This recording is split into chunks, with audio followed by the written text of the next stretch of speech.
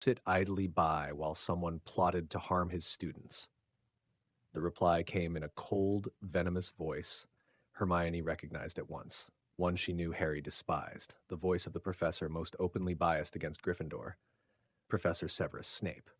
The first voice, though, Hermione was sure, with her impeccable memory, she had never heard before.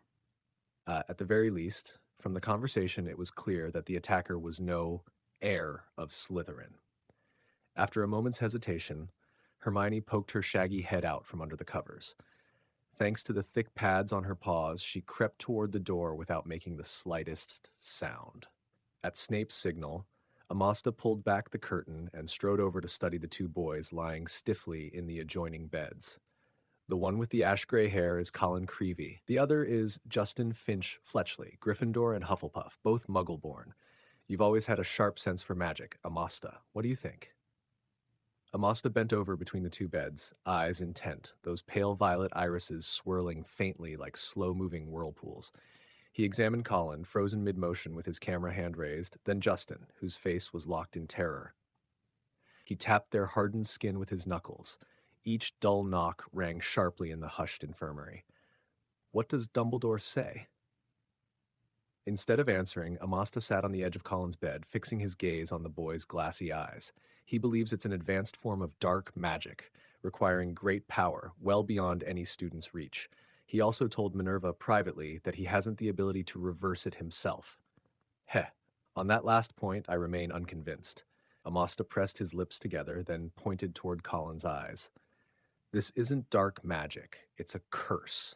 An abnormal force of magic, using their eyes as conduits, froze the natural flow of power in their bodies. The result appears as petrification.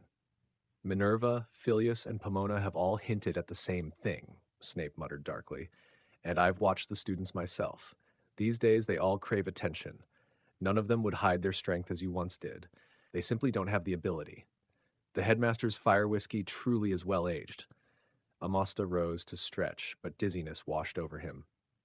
He nearly stumbled, catching himself on the bedpost as he rubbed his temples. Thoughts flickered rapidly in his mind. Hearing Snape's veiled complaint, he recalled his own younger self, always wary, always guarded, and smiled faintly. You're looking in the wrong direction, Professor. I said their petrification was caused by magic of an unusual nature, meaning it doesn't feel like a wizard's magic at all. Think. Dragon's blood and nerves, how their magic flows, wild, alien compared to ours. Behind the door, Hermione's golden eyes went wide, her little paws clenched with excitement. Amasta chuckled softly, glancing toward the opposite ward.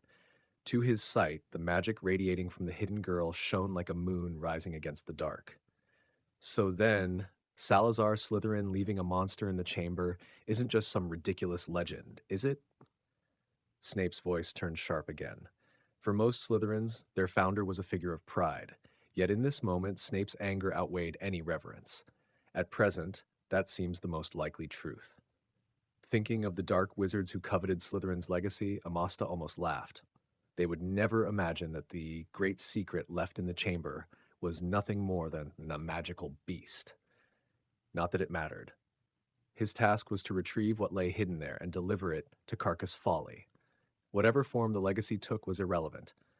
Having confirmed he couldn't yet unravel the curse, Amasta saw no further value in studying Colin and Justin. He drew the curtains back around their beds and spoke evenly. What puzzles me more is this. Why didn't the attacker finish the job? They had the power to kill, yet stopped short. Was it simply to revel in spreading fear? That smacks of pure sadism. That question, Amasta, intrigues not only you and me. I dare say Miss Hermione Granger shares the same curiosity. A startled cry rang out. As Amasta and Snape prepared to leave, they passed Hermione's ward. With a sudden slash of his wand, Snape struck the door. Hermione, caught off guard, yelped and tumbled head over paws straight out from behind it, rolling twice before landing flat at Amasta's feet. Merlin's beard. In the stillness, Amasta's mouth twitched open. He glanced from Snape's sneering face to the tiny witch curled up like a ball at his feet. When did the wizarding world start producing cat-eared girls? Please bookmark, recommend, and support. Thank you. Chapter 8. Rumors. The instant Hermione hit the cold floor of the infirmary, her mind went blank. She had no idea how to explain being caught eavesdropping on a professor's private conversation. But then her sharp mind seized on a detail. How had Snape recognized her before the door even opened, especially looking like this? And was Cat-Eared Girl really supposed to be describing her? Oh, how she wished she had Harry's invisibility cloak. Then she could vanish into it and never face this suffocating embarrassment. As her thoughts spiraled, a steady hand grasped her arm and pulled her gently to her feet. Heart pounding, she lifted her eyes and saw it belonged to the young wizard who had been speaking with Snape. Thank you, Professor. Amasta gave a soft chuckle. Oh, don't mistake me for one, Miss Granger. I'm not a professor here. His smile was mild, almost kind, but his gaze lingered with clear amusement on the fluffy ears drooping from her hair and the whiskers sprouting along her furred cheeks. It didn't take long to recognize the likely cause. A polyjuice mishap when someone had foolishly tried to use it with animal transformation. Classic. Clever little heroine, playing with fire. Even if the details of Harry Potter's story were hazy in his memory, Amasta knew enough about its key figures. Snape's earlier jab had already told him this whiskered, trembling girl was none other than Hermione Granger. Bright, precocious, and very popular with readers of that tale. She was worth a closer look. Miss Granger, Snape's voice, rich with scorn, echoed through the midnight infirmary. Even I must admit, you are far more entertaining in this current form than usual. Still, I expect an explanation. Why do you look like this? And was it Minerva who lent you the courage to eavesdrop on me? So you don't recognize a botched polyjuice attempt when you see one, Professor? That's unlike you. Snape caught the flicker of surprise in Amasta's eyes and shot him a venomous glare before fixing his cold stare back on Hermione. Answer me, Miss Granger, or would you prefer Professor McGonagall come and explain on your behalf? The words hit like a curse. Hermione, already jumpy as a frightened rabbit, trembled. Things were bad enough as they were, but if Professor McGonagall found out and Gryffindor lost even more house points, my appearance is because I misjudged my ability in transfiguration, Professor Snape, she stammered, head bowed, eyes locked on her toes, her voice on the edge of tears. For a fleeting moment, she was almost grateful for the black fur covering her face. Without it, she was certain her burning cheeks would have betrayed her lie. I got ahead of the class and started practicing advanced transfiguration. I thought I could manage one of the human transformation spells from the book. I'm sorry for eavesdropping on your conversation with this gentleman. At the time, I was reading in bed, looking for ways to heal my magical injuries faster, but the noise outside drew my attention. I thought it might be the chamber. You know, with all the attacks, Muggleborns like me are on edge. Amasta noticed Snape's expression hardening, his breath coming faster. If the girl kept weaving excuses like this, a disaster might well erupt in the hospital wing. There's no need to explain, Miss Granger. In the underworld, the Golden Viper was feared. Cold, ruthless, a wizard steeped in killing intent who walked the knife's edge between light and dark. Yet without his black cloak, Amostar Brain appeared as a gentle, almost kind man. Which side was real, and which was disguise? Perhaps both were equally true. Hermione, struggling to make her words sound believable, looked up dazedly. What met her gaze were striking violet eyes and a young, handsome face softened by a smile. For an instant, she felt a strange resemblance to Professor Dumbledore in that expression. Kind, tolerant, and carrying a wisdom that pierced through falsehood. I'm sorry, sir. What I said was, my name is Amostar Brain. You may call me Mr. Brain, he interrupted again, smiling pleasantly. Whatever the reason for your current condition, Miss Granger, I think you've already learned a hard lesson, which means Professor Snape won't be punishing you further, right? Amasta glanced towards Snape. The only reply was a scornful snort. As for listening in on us, well, for a curious 13-year-old witch, that's hardly an unforgivable offense. Professor Snape and I have decided to let it pass. You needn't worry. In terms of authority, Amasta could never compare to the long-feared Snape. So even after Mr. Brain assured her, Hermione's eyes stayed fixed nervously on her potions master, bracing for contradiction. Perhaps it was Amasta's intercession, or perhaps Dumbledore's prior instruction, but Snape said nothing. He turned on his heel and swept away, leaving Gryffindor spared from losing 50 points over Christmas break. Until next time, Miss Granger. With a faint smile, Amasta too turned to leave. Hermione, still reeling from relief, suddenly noticed the mysterious man who had called himself Brain was about to step out the infirmary doors. "Wait, sir! I mean, Mr. Brain!" The words burst out before she realized what she was doing. Only when Amasta turned back with a surprised look did she recognize her own impulse. "Mr. Brain, are you a healer?" Her face flushed crimson. She didn't even know why she had stopped him. Yet, as always in a crisis, her quick mind saved her. "I overheard you and Professor Snape discussing Colin and Justin. Did you have the ability to cure them?" "I'm afraid not, Miss Granger." Amasta shook his head calmly. "Since Headmaster Dumbledore has a method to heal them, I don't think you need to worry. For now, being confined to bed is, in its own way, a kind of protection." He turned once more, his voice trailing back through the doorway. "And for the record, Miss Granger, I'm an investigator." That night, Amasta stayed in Snape's staff quarters. By candlelight, the two spoke at length. He questioned Snape carefully about the details of the 3 attack sites and how the victims had been discovered. In 2 of the cases, Mrs. Norris and nearly headless Nick, the first person on the scene had been Harry Potter. This didn't surprise Amasta. He was the protagonist, after all. Trouble would find him whether he went looking for it or not. What did surprise him, however, was the expression etched across Snape's face whenever he spoke of Harry Potter, twisted with biting contempt. You can see everything you need to know about him in Hermione Granger. Nothing but lies, mediocrity, arrogance. He thrives on breaking rules, showing off, drawing attention to himself, and being utterly insolent. From across the room, Masta lifted his head from the parchment he was scrawling on, eyebrows raised. "How unusual, Professor. A wizard who earns that kind of review from you is rarer than one who earns your praise. I'm starting to feel curious about this boy." "You'll understand once you meet him, Amasta." Half reclined on the bed, Snape stared into the fire roaring in the grate, his voice cold and hard. That overinflated sense of self-importance, that belief he can handle anything, he's a mirror image of his father. Ah. Amasta turned a battered copy of Simplified Theories of Ancient Spells by Uric Gamp, jotting equations across his parchment. Every so often he flicked his wand, sending ripples through the air as he tested the scaffolding of a spell model.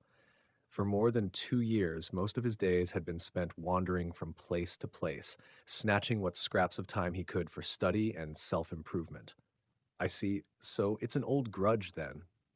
He didn't press Snape further about whatever lay between him and Harry Potter's father. Amasta knew full well, everyone has wounds they don't want reopened. What right did he have to dig into someone else's scars just to satisfy a trivial curiosity? P.S. A new book isn't easy. Please support if you can. Chapter 9, The Investigation. After days of gloom, the skies finally cleared on the first morning of the new year. Golden sunlight spilled across the snow-blanketed grounds, sheathing the Hogwarts castle in a veil of pale gold. Madame Pomfrey had already brewed and administered Hermione's required restorative, then gone down to the Great Hall for breakfast. Left behind in the infirmary were only Harry and Ron, sitting beside a very dejected Hermione. After listening to her account of the previous night, their own faces weren't much brighter. "Snape definitely knows." Hermione pressed her furry hands against her whiskered cheeks, her voice despairing. "Before the door even opened, he called me by name. That shouldn't have been possible. Other than Madame Pomfrey, no one knows what's happened to me. And Snape is a potions master. He knows what happens if polyjuice is used for animal transformation. Which means he knows I stole the ingredients from his stores." Harry stared out the window at the towering goalposts on the Quidditch pitch. He had planned to join Ron for a few games after visiting Hermione, but that plan was clearly done for. And worse, the fragile good mood he'd found over the holidays, when whispers about his Parseltongue had finally died down, when no one was accusing him of being Slytherin's heir, was already slipping away. All because of the name Hermione had just spoken. Amostar Brain. "He called himself an investigator," Harry said anxiously. "Hermione, what do you think he's here to investigate?" "Really, Harry? What else isn't there to investigate in this school right now?" Her sharp reply only deepened the silence. Neither Harry nor Ron seemed worried about expulsion, something that only made Hermione, still shaken and miserable, feel even more irritable. A chill crept through Harry's stomach, twisting the warmth from the porridge he'd eaten that morning. He had never heard of Amostar Brain before. Other than Mr. Weasley, he had never even spoken to a wizard with any kind of official title. Yet just hearing the word investigator weighed heavy on him. Because of Parseltongue, he was already a suspect in half the school's eyes. If word spread that the ministry had sent someone here to investigate, how much more suspicion would he face? Harry could almost see it now, Malfoy's smug, gloating face as he ran to denounce him first. But why would the ministry suddenly send an investigator here? I mean, Hogwarts has Dumbledore, and he's never mentioned it to me. The thought dredged up a memory, that night when Justin was attacked, when Dumbledore had called him to his office.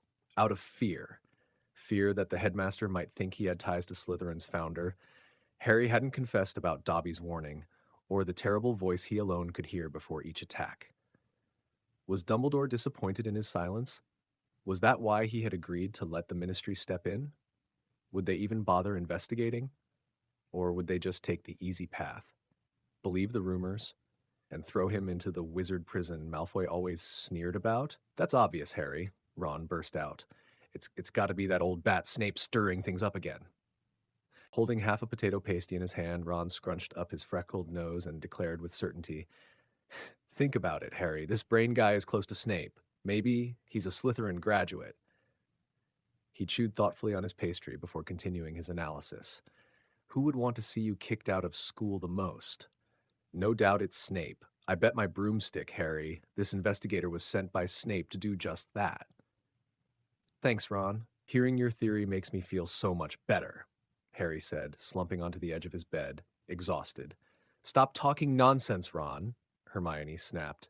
Regardless of the reason, the fact that Snape hadn't exposed her the previous night meant Harry wasn't likely to be expelled for meddling with the professor's finances. Feeling slightly reassured, Hermione crossed her arms and glared fiercely at Ron. Even the Minister for Magic doesn't have the right to expel a Hogwarts student on a whim, not unless Headmaster Dumbledore agrees. But Harry, Dumbledore wouldn't expel you, right? Before their earlier conversation, Harry might have confidently answered yes.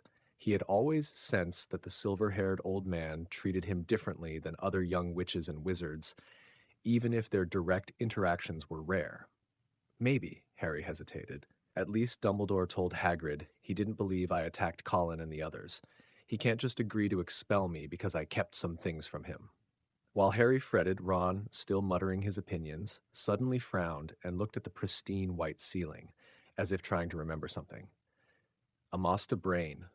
That name. I feel like I've heard it somewhere before. That low murmur immediately caught Harry's attention. Ron, since Brain claims he's an investigator, he's probably some colleague of Mr. Weasley. Maybe they're even on good terms. Could you write him a letter? I mean, explain things beforehand, before he comes looking for me. Harry cherished Mr. and Mrs. Weasley. Last summer spent at their home had been one of the best stretches of his entire childhood. If Mr. Weasley knew Amostar Brain, he would surely help clarify things. Golden sunlight climbed over the Quidditch pitch, and the breeze carried a hint of spring across the wide lawn. Of course, no problem, Harry. I can write a letter. Ron hesitated, still trying to place where he had heard the name before. Fred and George might know it too, but as for Prefect Percy, we better not ask him. For his career, he'd probably be even more eager to betray us than Malfoy. That's your brother, Ron, Hermione said, pulling on her boots while sitting at the edge of the bed. You shouldn't judge him like that. Of the trio, Hermione had the highest regard for Ron's older brother, Percy Weasley. Privately, she had asked him for help with many difficult problems, and Percy had indeed helped her solve them. Before he became prefect and set his sights on being head boy, we were close, sure. But now, it's hard to say. Ron's ears burned red as he huffed. I'll never forget when he docked me 5 points at the Myrtle's bathroom. Percy is a prefect. Maintaining discipline is his duty, Ron. Although Hermione had been present when Percy penalized Ron, she didn't think his action was wrong. She stomped her boots, then flipped up the collar of her robes to hide the black fur on her cheeks. Go grab your invisibility cloak, Harry. Do you want me to walk out of the infirmary like this? Out? Harry blinked, coming back to reality. You're going to play Quidditch with us, Hermione? When will you ever get Quidditch out of your head, Harry? Hermione replied, looking exasperated. Of course not. We're going to investigate Mr. Brain. We need to figure out who he really is first. Thanks to the magical invisibility cloak left to him by his father, Hermione slipped out of the castle without any trouble. As they passed the great hall, Hermione cast a quick glance at the staff table at the front. Madame Pomfrey was chatting animatedly with Mrs. Pince, the Hogwarts librarian, and Hermione whispered urgently, Hurry up, Harry, Ron.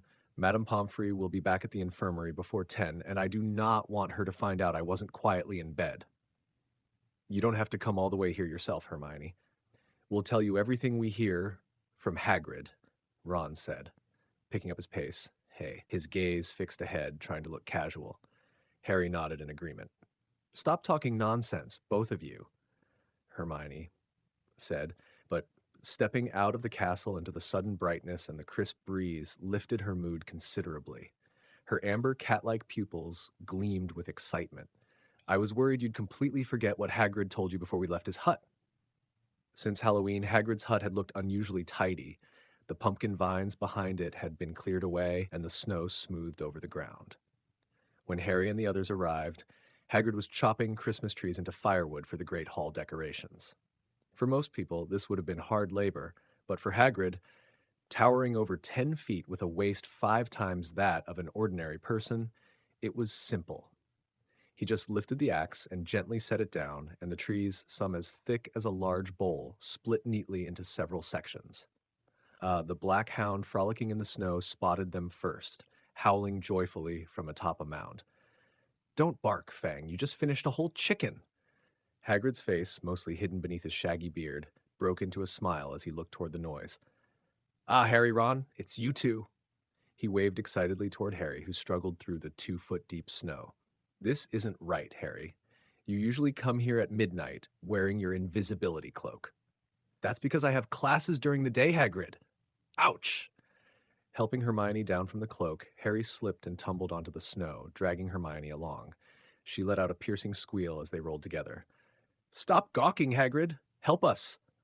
Oh, goodness! Hagrid froze mid-step as Hermione suddenly appeared beside Harry and Ron. You even brought a cat person? After a moment, Hagrid called out in delight from in front of the hut. Inside, Hagrid's room was as cluttered as ever. The low wooden ceiling hung with hams and pheasants, a copper kettle boiled over the fire, and the patchwork quilt on the large bed was unchanged, save for a deeper tone in the fabric.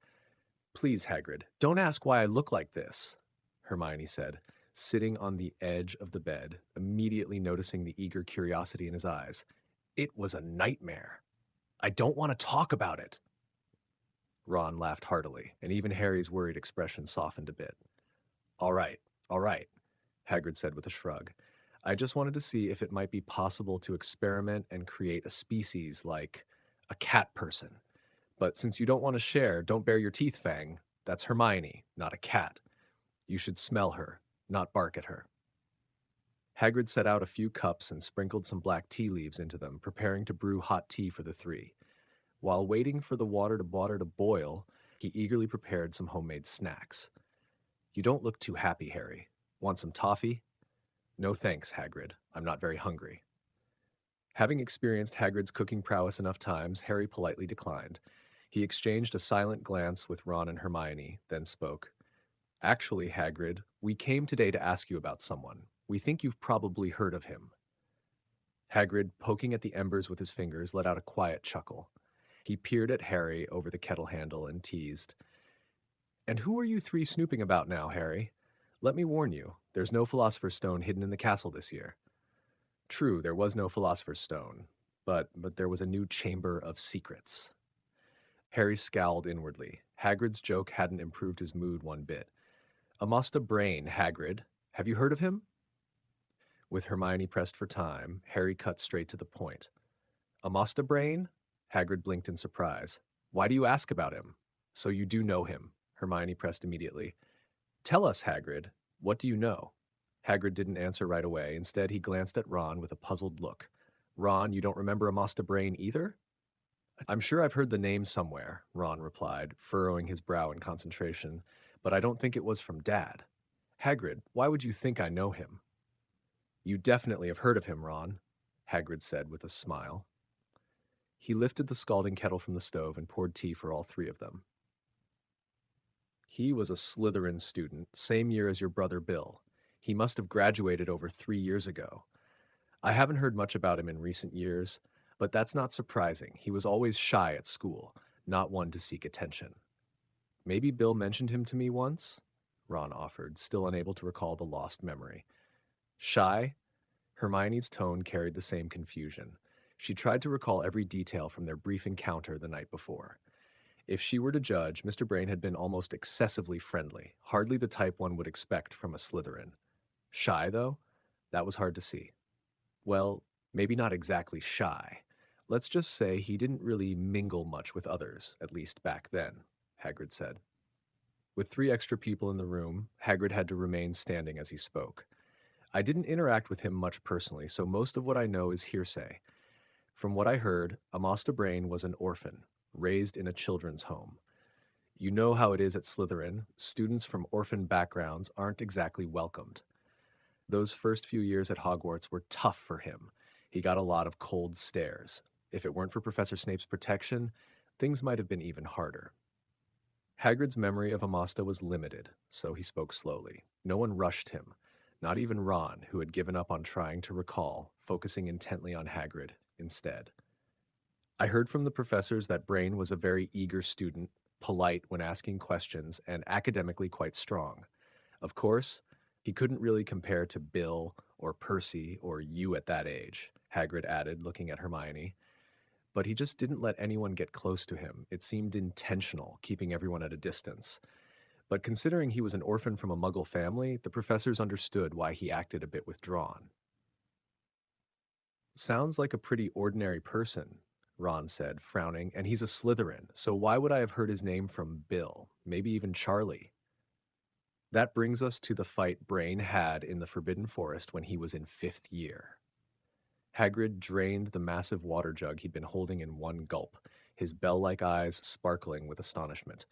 Even though that duel happened years ago, thinking back on it now, I still can't quite believe it. Chapter 11, Subtle Edge. By the accounts of Severus Snape and Hagrid, Amasta Brain had always been a quiet, withdrawn student. Even he could not deny that the description fit. But it wasn't because Amasta was naturally distant or unapproachable. He was, after all, an outsider. Before arriving at Hogwarts, he had believed he'd simply crossed into a parallel version of Earth. For the first 11 years of his life, he had spent enormous effort adapting to a country with customs, lifestyles, and cultural norms utterly foreign to his previous life. He had painstakingly reconstructed the knowledge he had accumulated in his student years, preparing himself for a future that, until then, seemed predictable.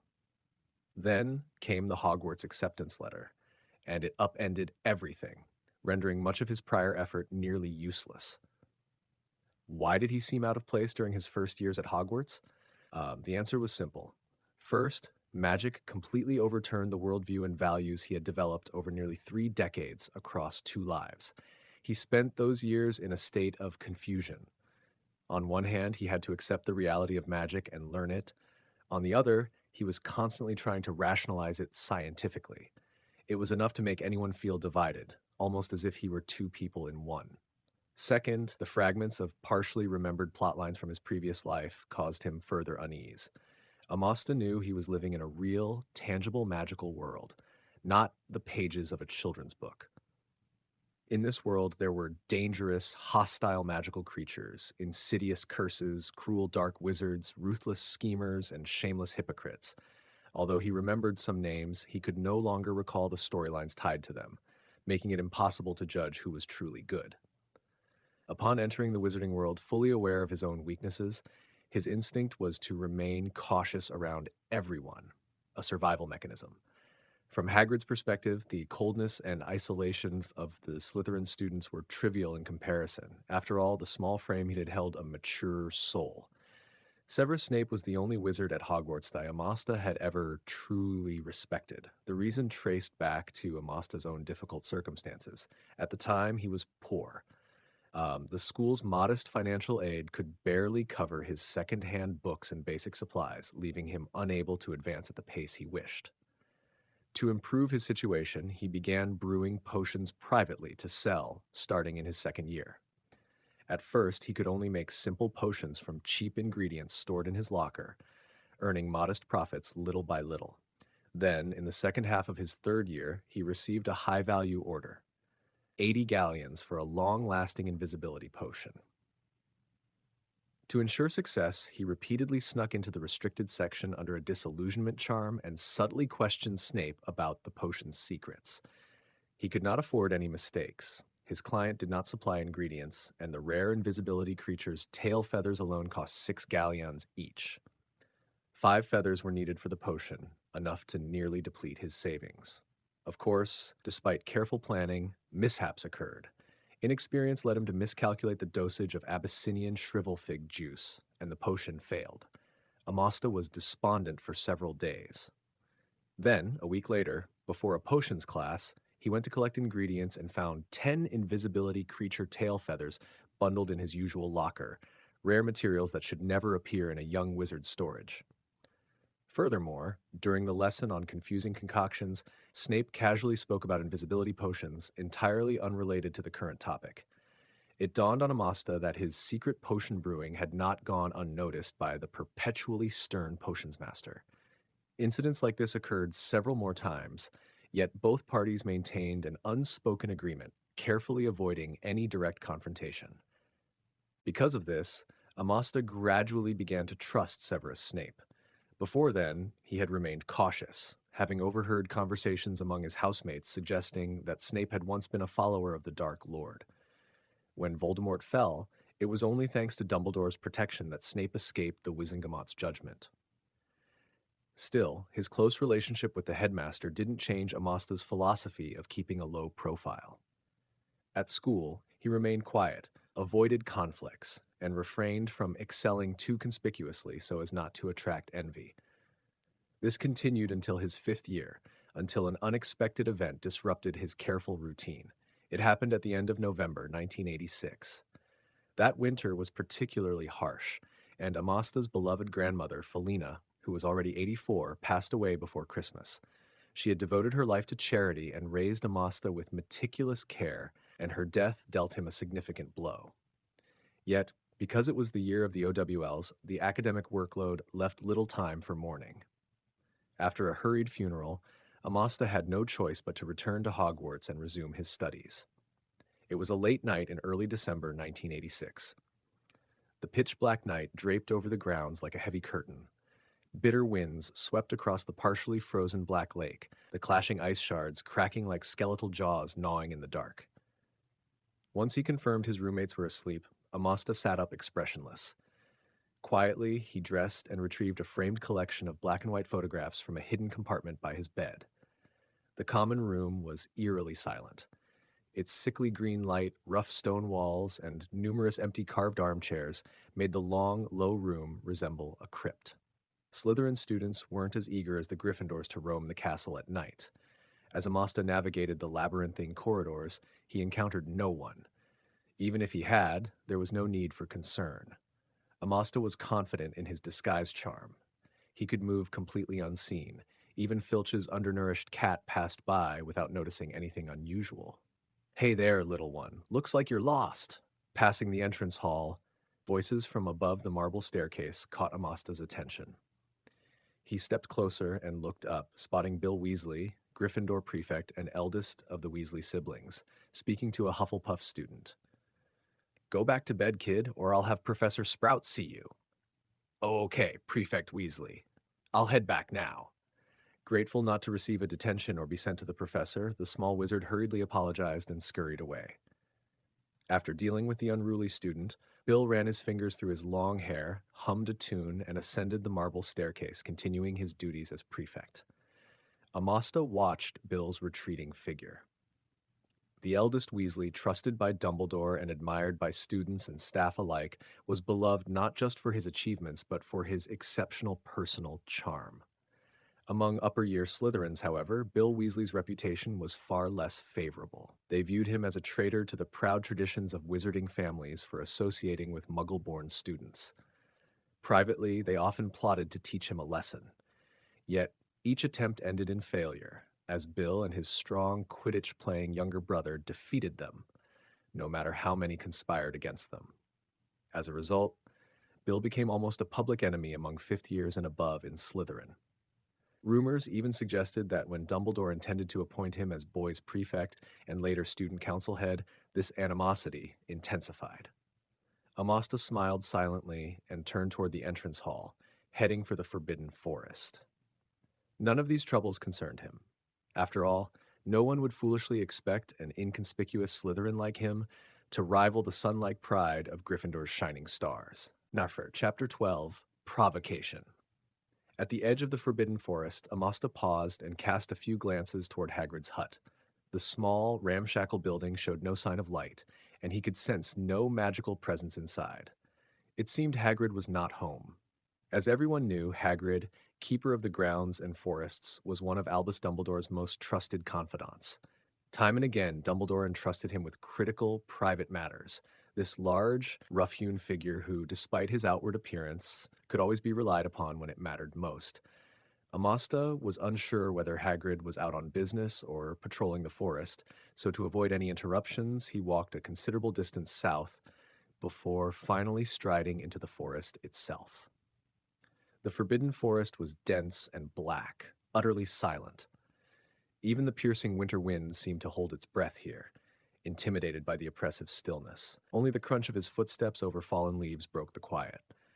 He ventured deeper, leaving the winding path behind, circling past a patch of cut-down trees now reduced to moss-covered stumps. Finally, when he turned around and could no longer see the faint lights of the castle, he stopped and stepped onto a massive, flat slab of bluestone. "This is the place, Grandma Felina," he said softly to the photograph of the kinley, ever-smiling old woman. He set the photo on the ground, propping it upright with a broken branch. "In the world I once lived in," he continued, "it was believed that on the 7th day after a person's passing, at midnight, their soul is given a chance to return briefly to visit those left behind." He shook his sleeve, letting a 12-inch wand of black ebony with a dragon heartstring core and well-maintained condition slide into his palm. Pointing at the ground, a fist-sized stone beside his foot floated upward.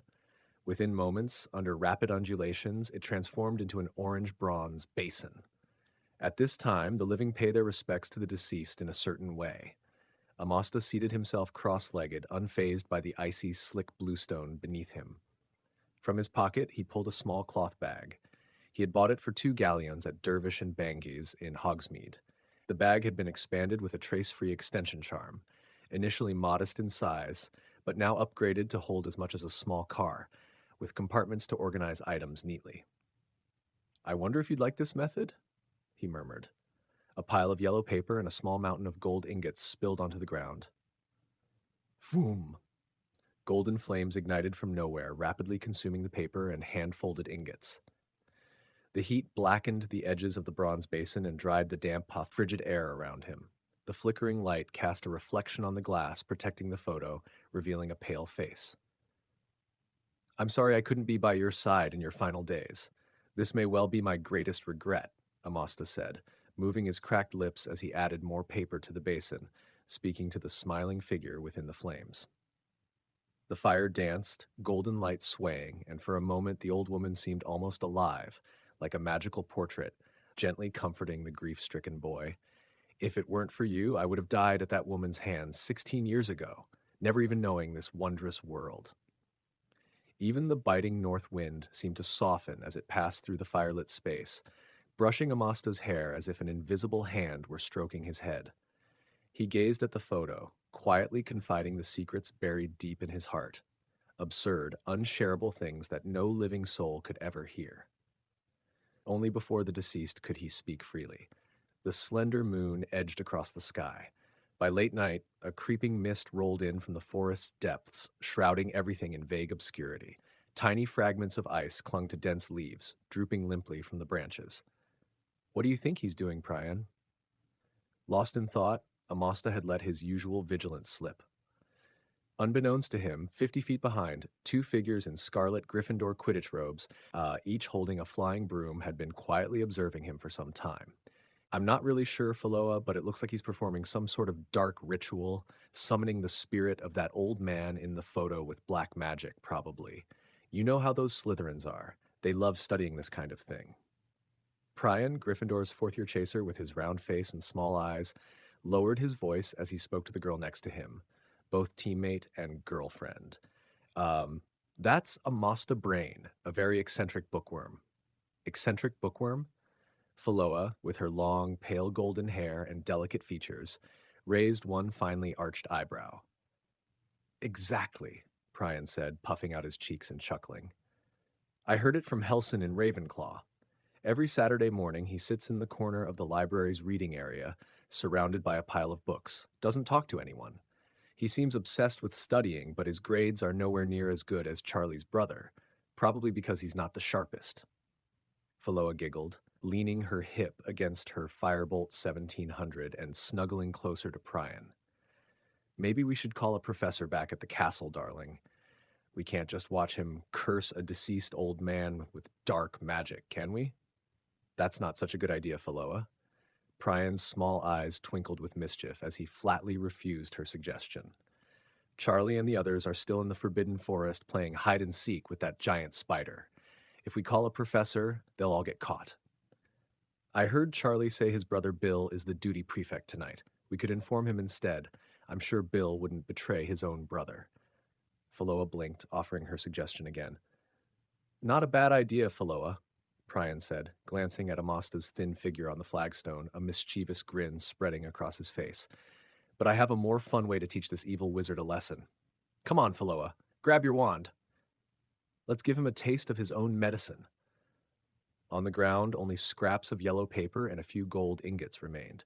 He gathered them with both hands and tossed everything into the crimson brazier, whispering a final farewell. May your deeds in this life become blessings in the next, Grandma Felina. The place I lived in my past life was also quite a fine land. If you had a choice, perhaps you could be born there. Hey! Face judgment, Slytherin dark wizard! The sudden shout startled Amasta, breaking him from his moment of melancholy. Before he could react, two spells whistled through the air from behind. Petrify! Shatter to pieces! Lightning fast, Amasta awoke fully, but had no time to consider who was attacking him. Instinctively, he tried to draw his wand, only to realize it was accidentally pinned under his leg. Sitting cross-legged by the brazier for over an hour had left him dizzy and his legs numb. He couldn't respond in time. Damn it, I was too careless. Amasta gritted his teeth, bracing with his left hand and rolling to the side. Snatching up his wand mid-tumble, he narrowly dodged the spells. But Grandma Felina's photo and the brazier weren't so lucky. Priam's petrification spell hit the brazier instead, and fire serpents leapt into the night sky, illuminating the dark forbidden forest like sunrise. Phaloa's shatter spell struck Felina's portrait perfectly. The glass and frame exploded with a crisp crack, and the photo was engulfed by the golden flames, quickly turning to black ash. Amasta struggled to his feet. The fragments of the photo, edges still consumed by flames, drifted past him and fell helplessly to the ground. His gaze followed the photo, emotions of shock, disbelief, and fury flashing in his light brown eyes. When it finally turned to ash, Amasta raised his head, seething, and slowly but firmly lifted his wand toward the source of the attack. Chapter 13. The Lesson. Even though he knew there were only two of them and that the Gryffindor team members were nearby, Prion and Phaloa couldn't help shivering as Amasta's eerie gaze pinned them. It was as if a fully grown Hungarian horntail was opening its grotesque jaws, ready to devour them. Prion! Phaloa clutched his wrist, her voice trembling. Are you sure he's just some eccentric Slytherin bookworm, Prion? Why does his gaze feel so terrifying, a bit like that mad hippogriff Professor Keltburn showed us last week? Don't be ridiculous, Phaloa. We're Gryffindors, wizards of courage. Inwardly, Prion had to admit that Phaloa wasn't entirely wrong. In the instant their eyes met, if Phaloa hadn't been hiding in his embrace, he might have already turned and run. But as a man, he had to assert himself. Hey, you little troublemaker brain. Don't look at us with those eyes. You brought this on yourself. Who told you to sneak into the Forbidden Forest at midnight and curse someone with dark magic? What do you think you're doing? Who? Magic surged violently. Flames scattered across the mud. Tree trunks and stones converge at the tip of Amasta's wand, forming a solid golden fireball, like a blazing sun rising abruptly over the horizon under the cloak of night. The terrifying heat instantly vaporized the moisture in the cold air and spread outward. A nearby pine tree ignited spontaneously, while two young wizards dozens of feet away were drenched in sweat, as if standing at the mouth of an erupting volcano. No, no, don't. Amasta, we didn't mean any harm. Fear carved twin lines of tears down Filoa's delicate face. She barely realized what she was saying, only instinctively pleading for mercy. Prion raised his wand as well, but he knew full well that his iron armor charm, barely effective at best, could never withstand the blazing sunball at Amasta's wand tip. Mount your broom! Get out of here! At the moment Amasta swung his wand with deadly intent, Prion summoned every ounce of courage. He threw Filoa and her light cycle 1700 backward with all his strength, letting out a piercing, heart-wrenching roar. Go to Professor McGonagall. Don't look back. Prion might never know that it was this fleeting flash of human courage in the face of death that saved him. Amasta's eyes, filled with wrath, flickered for a moment at the scene, then his wrist adjusted slightly. The fireball, which would have struck at his feet, slammed instead onto the ground 10 feet away. Boom! Like a supernova reaching the end of its life, the fireball erupted with terrifying magic, scorching the cracked earth into molten rock. The displaced, searing air roared like a pressure cooker exploding. Prion's iron armor charm shattered in less than a second. He didn't even have time to scream before the force flung him through the air, smashing into a wrist-thick tree, tumbling dozens of feet before coming to a halt, his back a bloody mess. Filoa suffered less. The impact had been partially absorbed by Prion, but even so, the violent blast sent her flying 10 feet. Behind a milky magical barrier, Amasta watched the chaos with cold, predatory eyes. Filoa scrambled onto her broom, screaming, flames still licking her robes, and shot toward the castle without looking back. Amasta did not intervene again. The surroundings were in ruin. The magic sustaining the fire had dissipated, but the enchanted flames continued to stubbornly consume the desolation. Crunch! Crunch! Amasta walked over the scorched earth to Prion's side.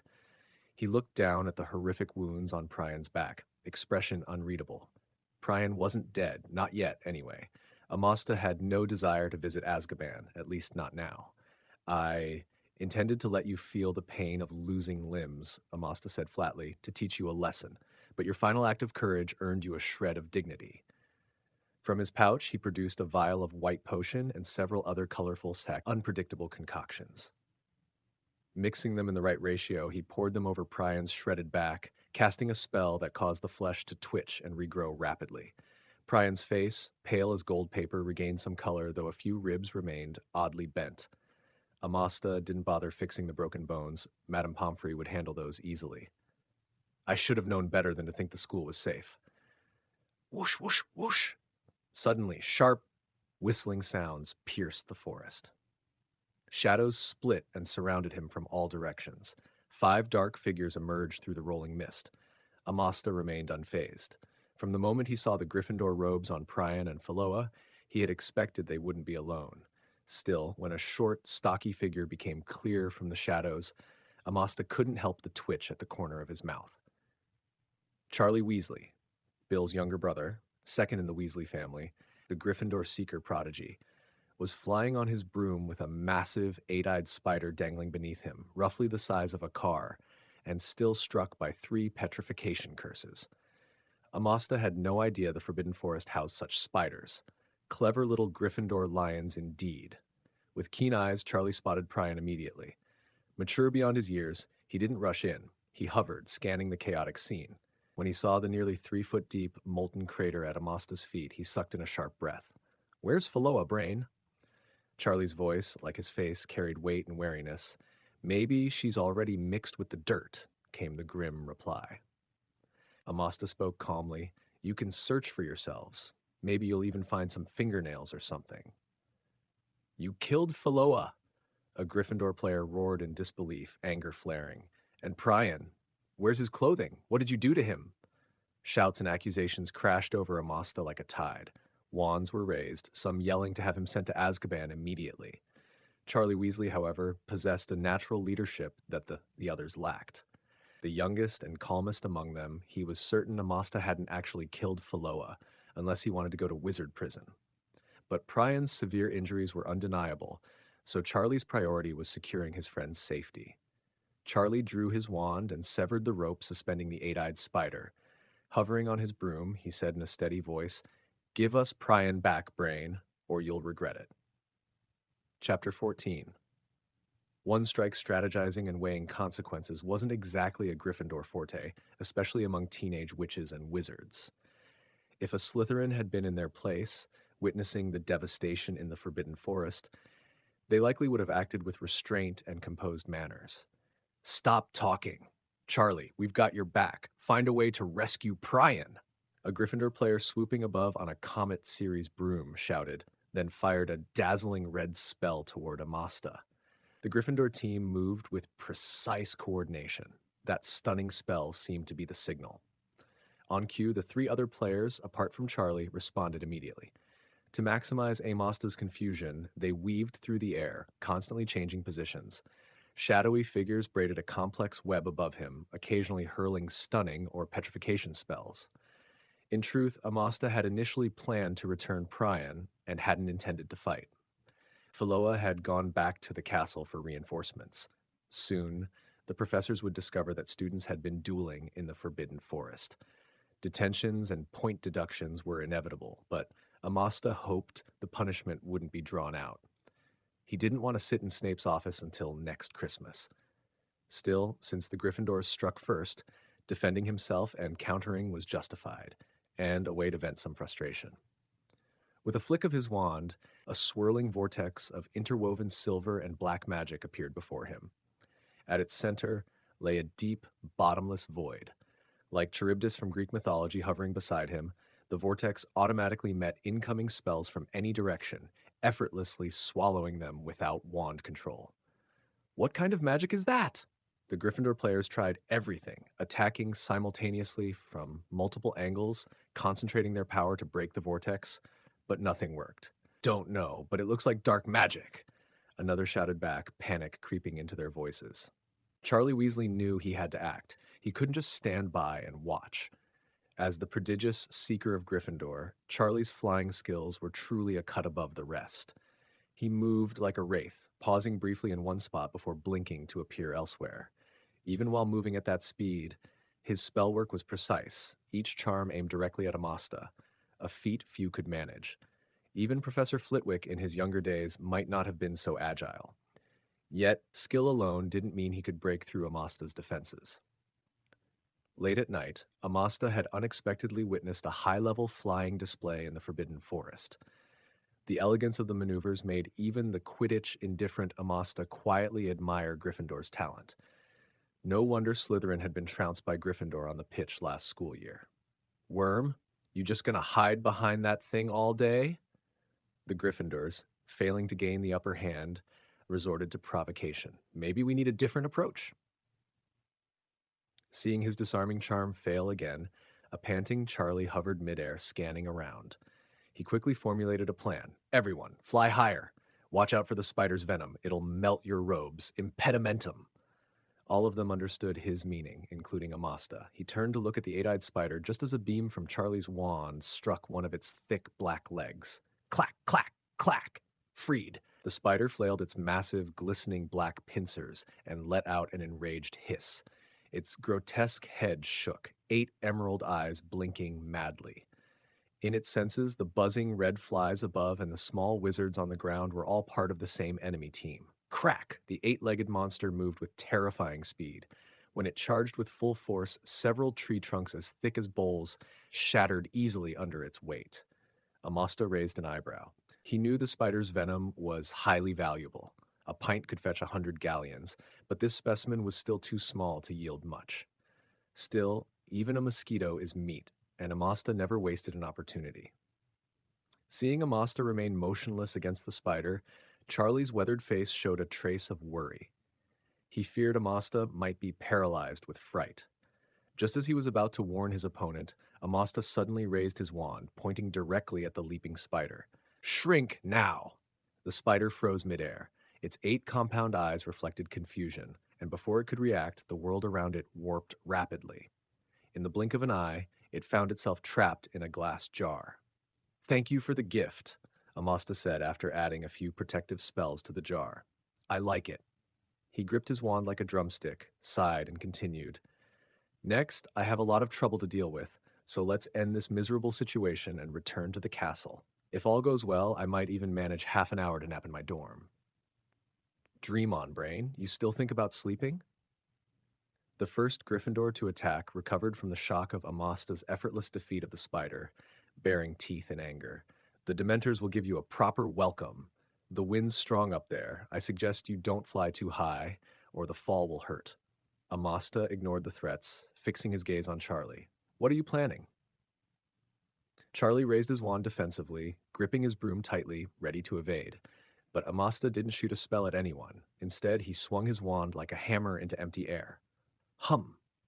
At the strike point, an invisible storm erupted. Magic radiated outward in violent ripples like water disturbed by falling rocks. Bang, bang, bang! The chaotic force swept through the Gryffindor team. One by one, they plummeted from their brooms like dumplings falling into boiling water. After the heavy thuds, each of them lay unconscious. I warned you all, this is going to be, never ending. Amasta turned toward the castle. Bill Weasley, riding Felora's broom, was darting across the edge of the forbidden forest and the Quidditch pitch, worry etched across his handsome face as he rushed toward them. Chapter 15.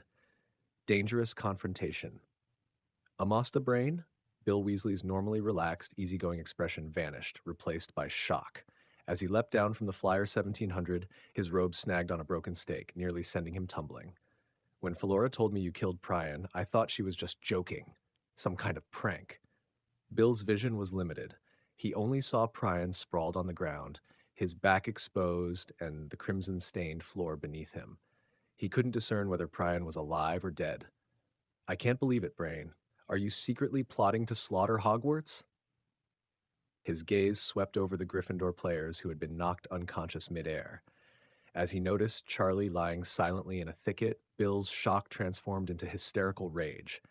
He drew his wand without hesitation and aimed at Amasta. Tell me, you bastard, what did you do to Charlie? Though the Weasley children sometimes squabbled among themselves, they were unwaveringly united when a family member was threatened. Stop shouting, Bill Weasley, Amasta said, unmoved. Let's get them back to the castle first. I'll explain everything that just happened in the Forbidden Forest to the headmaster and the heads of house. But I'm not repeating it twice. If you're curious, you can request to sit in on the explanation later. Don't move from that spot. Bill's wand tip trembled as he barked.